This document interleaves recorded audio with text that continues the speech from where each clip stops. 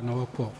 The Council of State has reiterated its commitment to democratic stability as they passed a vote of confidence in President Bola Tinubu for displaying leadership qualities.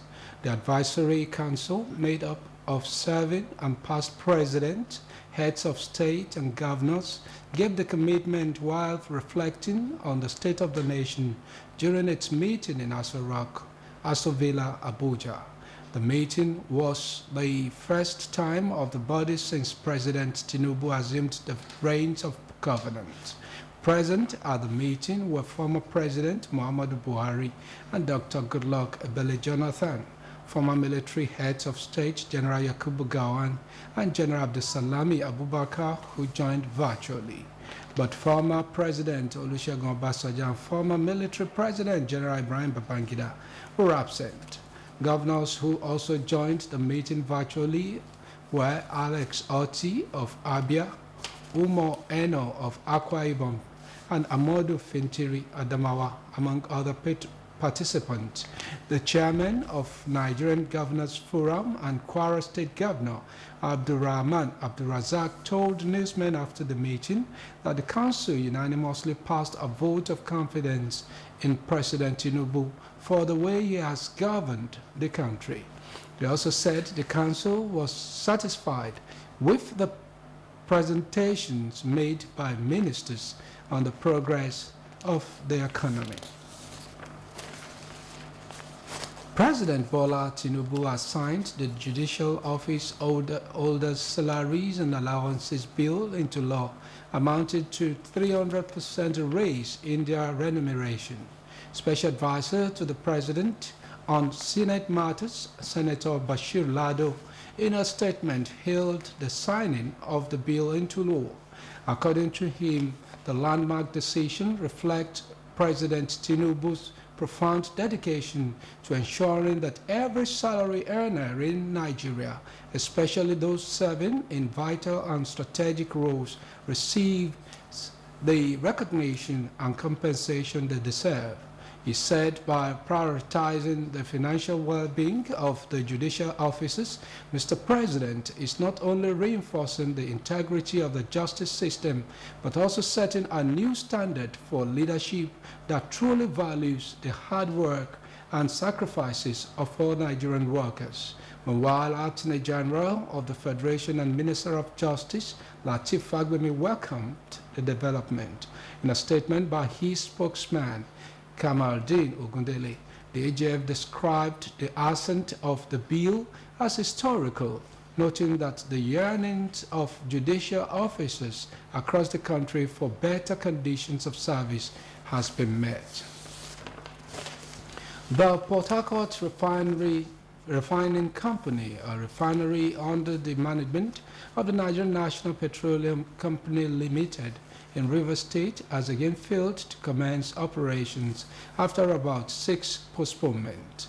It was observed that promises made to Nigerians by the Federal Ministry of Petroleum Resources and NNPCL about the refinery have continued to witness multiple failures.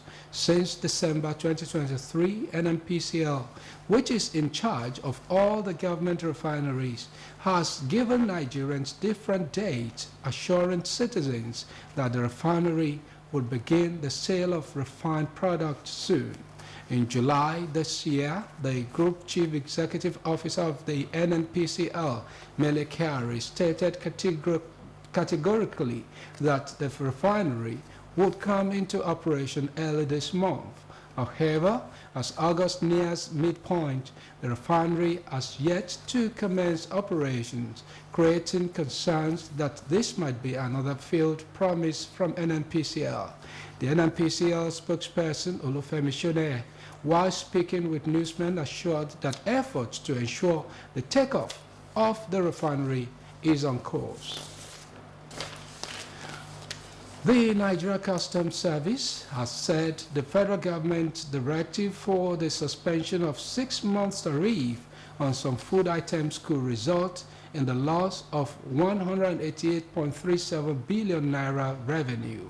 Comptroller General, Nigeria Customs Service, Adewale Adeni, said this in Abuja while delivering a keynote address on facilitating food trade through customs process for best practices in Nigeria.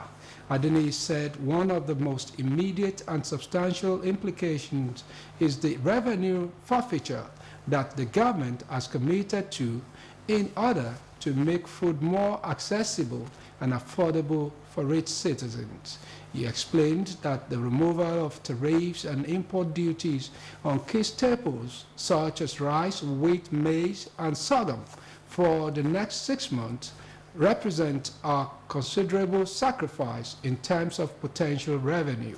The customs boss said the removal of tariffs is likely to lead to a surge in food imports, adding that the organization has adapted its systems and procedures to implement the tariff suspensions efficiently. The customs boss said in order to tackle low agricultural productivity level, the federal government has ordered for farming equipment worth billions of naira from the United States, Brazil, and Belarus.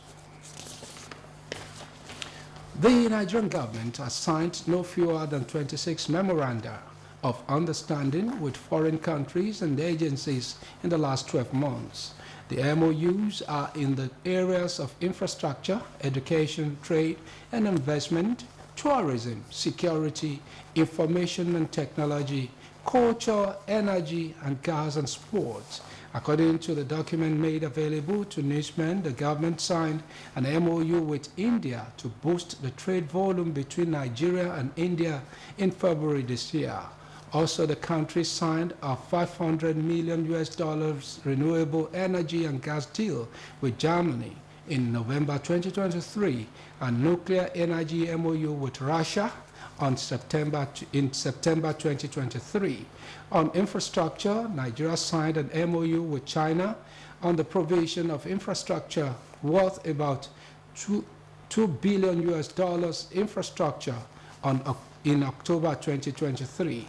Also with China, FG signed another MOU to develop and establish a $150 million lithium battery manufacturing and processing factory in Nigeria and was signed in December 2023.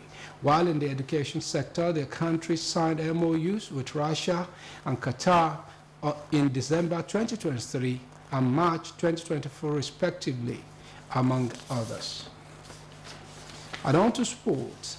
Nigeria's under-17 will begin their campaign against Croatia at the 2024 International Handball Federation Women's Championship in Group B.